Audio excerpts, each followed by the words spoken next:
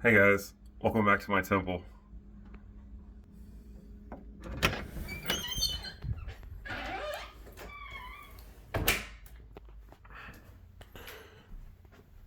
So, last video was Zodiacal Magic, the beginning, part 3, the Minor Arcana. And now I want to I want to start with some numbers. And from those numbers, things will branch out and other things will be connected to those things. Some that we've already learned, so you're already going to have associations. And so things will automatically start like clicking together for you that I'm not even going to say, and you'll be like, "Oh my god, that makes sense." And you might have some like aha moments. But anyways, we said that everything started basically 0 is the representation of before any form of creation. The 0 is just the void. It's the darkness that everything started from and everything will eventually return to. It is the beginning before anything manifested, right? And then 1 happened, right? And we represent 1 as Kether, right? And so from 1 came 2, 3, and 4. Because you gotta remember, everything is everything is threes. 3 has to do with Bina. 3 is all about structure. When you get really 10 years from now, if you're still into magic and you're still doing what you're doing, you're probably going to summon one of the lesser keys of Solomon, right?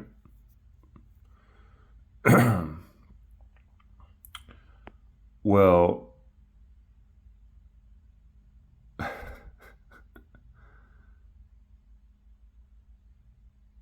you got to remember that I completely had a brain fart where I was going with this, all right?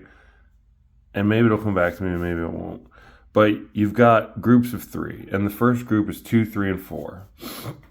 And this is called cardinal. This is the beginning. This is the starting of, right? And remember, we said that everything is composed of 4 elements, right? And so you've got cardinal fire, you've got cardinal earth, you've got cardinal air, and you've got cardinal water, right?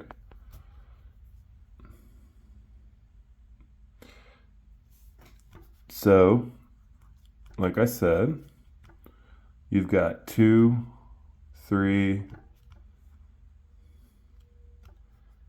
and 4, right?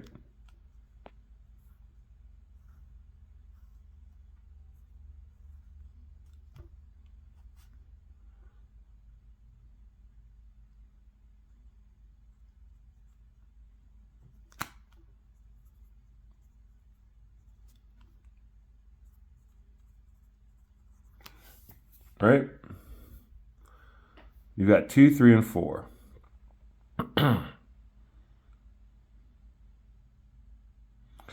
Now,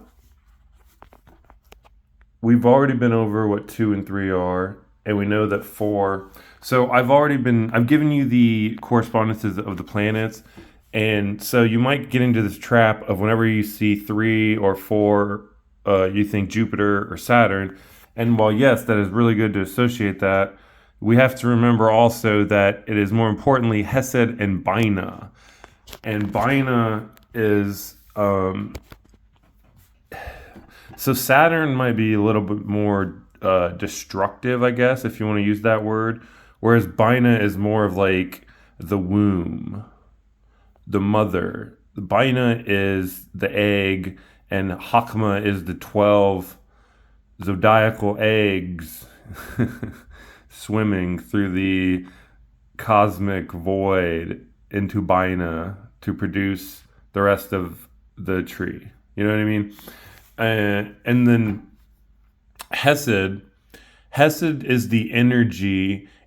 It is four, and Hesed is like good. It's like happy. It's like it's expansive. So whatever it is, it's gonna multiply and become more and more and more and more, right? And so 2, 3, and 4 is basically the path of the beginning, right? You've got the division of the oneness. Then you've got the 3 points that create the manifestation, the first plane of existence, right? And then you've got either the square, which is, you know, or more importantly, you've got the 3 points plus the center point, which creates the 4. And this is the first part of completeness. And so 4 is a representation of completeness. 3 is a representation of manifestation and structure and organization. And then 2 is the division of, or the putting back together of. It's from the 1 of the 2, or from the 2 to the 1, right? And so then you go to the next, and that is 5, 6, and 7, right? 5, 6, and 7. And then, so that would be 5, 6, and 7. 7.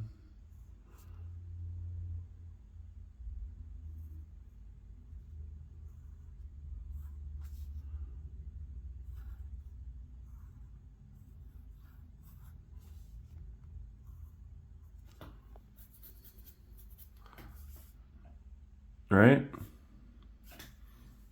And this, of course, is Gibora. And if you're a little confused, just know that I did do a Tree of Life video a while back, and it's very easy to find. You should definitely watch that.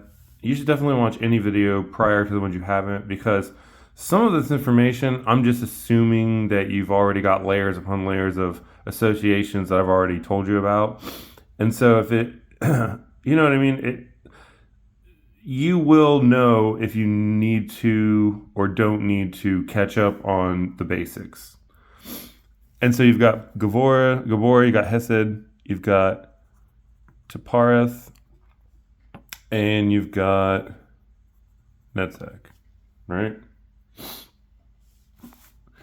And 5 is all about the destruction, but more importantly, it's about the movement. 5 is about the movement of everything. It is the disruptance of everything. If 2 was the separation of the all into 1, 5 would be the perfection of 4 completely disrupted into a new form of something else, usually very chaotically, right?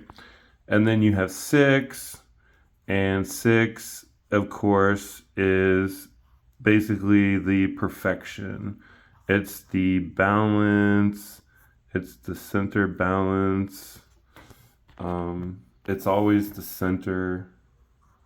It's always connected to everything else.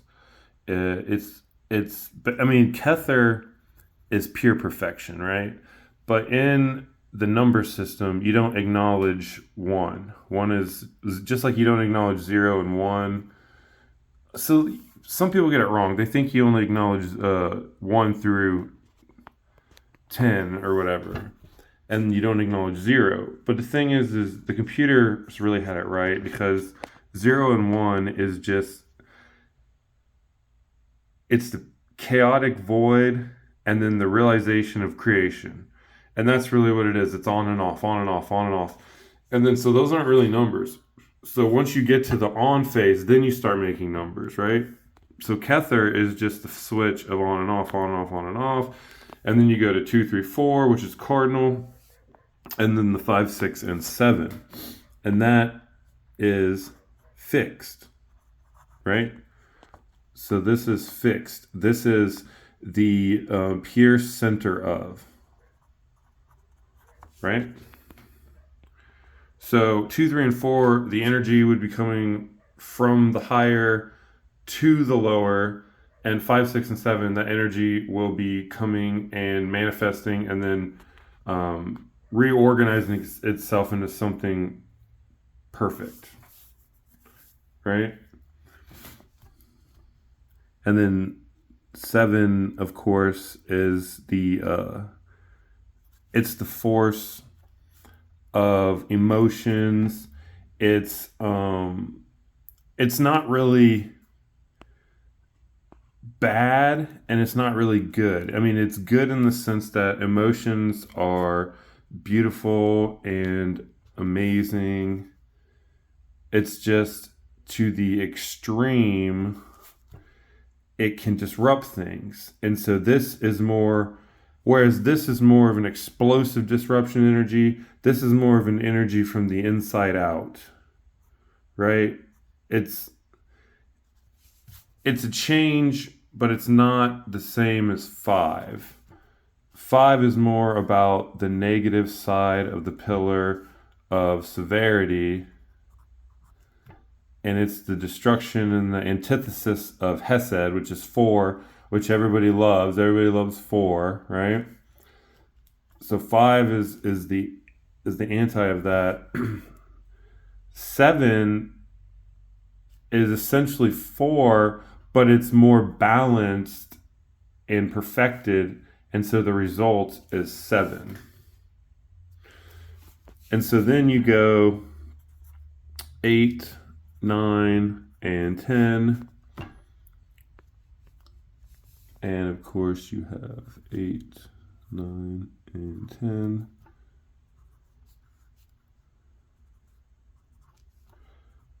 And that's Hod, Esod, and Malkuth.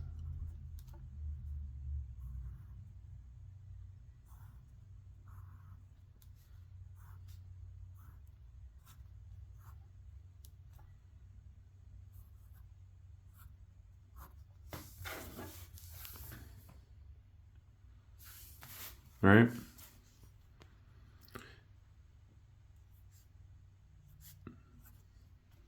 And so 8 is the opposite of the emotion, right? But it's not like good and bad like Gabora and Hesed. It's been purified and centered through Tapareth.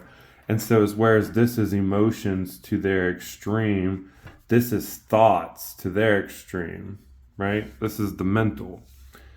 And then the 9 is with the emotions and the thoughts. You then have the astral, right? And that is essentially the first form of the material.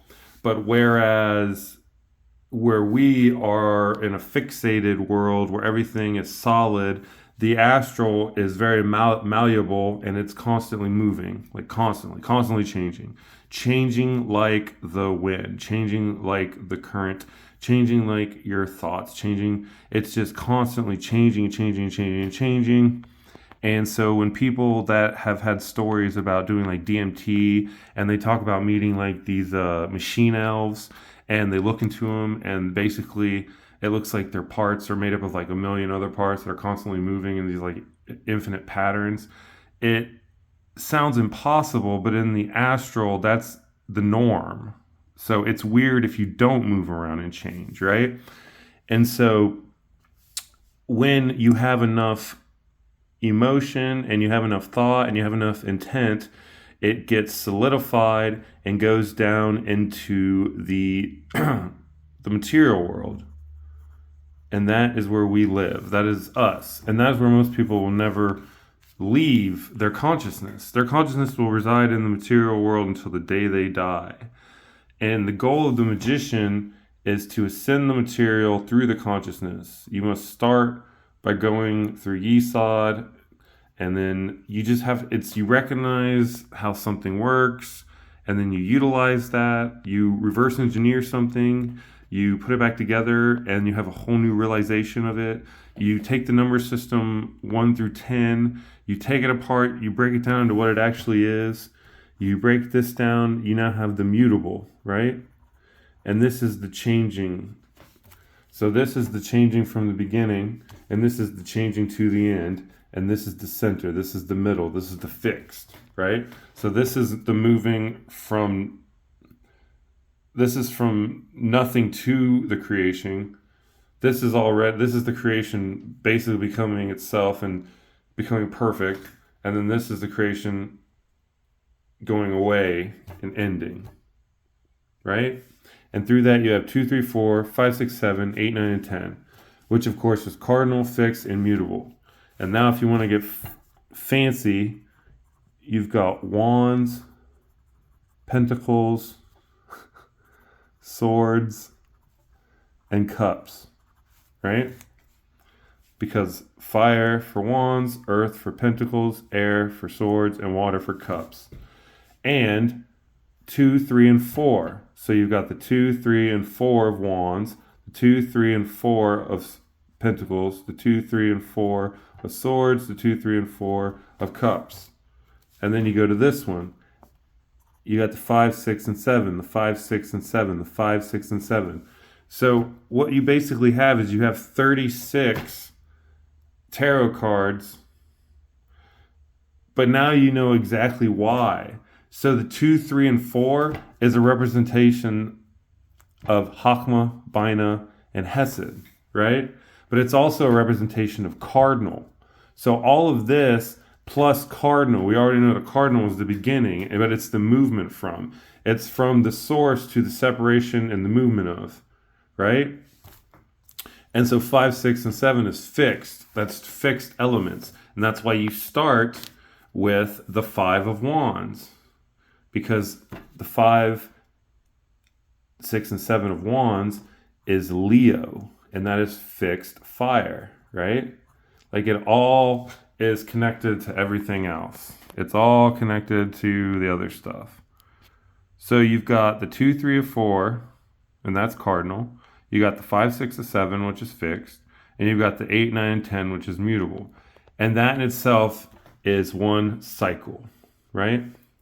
It's the beginning to pure perfection to the end of it. And then it repeats itself in an infinite loop. It's 2, 3, 4, 5, 6, 7, 8, 9, 10, 11, 12, 13, 14, 15, 16, 17, 18, 19, 457. But it's really not, because it's really 9 and 7, and then it's 16, and then it's 7. So any number, it's really just, it's 1 through 9. It can't be anything other than 1 through 9. And it's just a story. It's a story of creation. And then the creation creates more things through the act of destruction, right? It creates this process of creating and destructing, creating, destroying, creating, destroying, creating, destroying. And then this back and forth creates an electromagnetic resistance, because you've got the positive good and you've got the negative bad. And then you've got the energy between the two. And then it causes the movement, which causes the creation, which causes the passion of fire to be motivated, which gives you the thoughts of air to give you ideas. And then you feel good about yourself with the cups and the water and the emotions.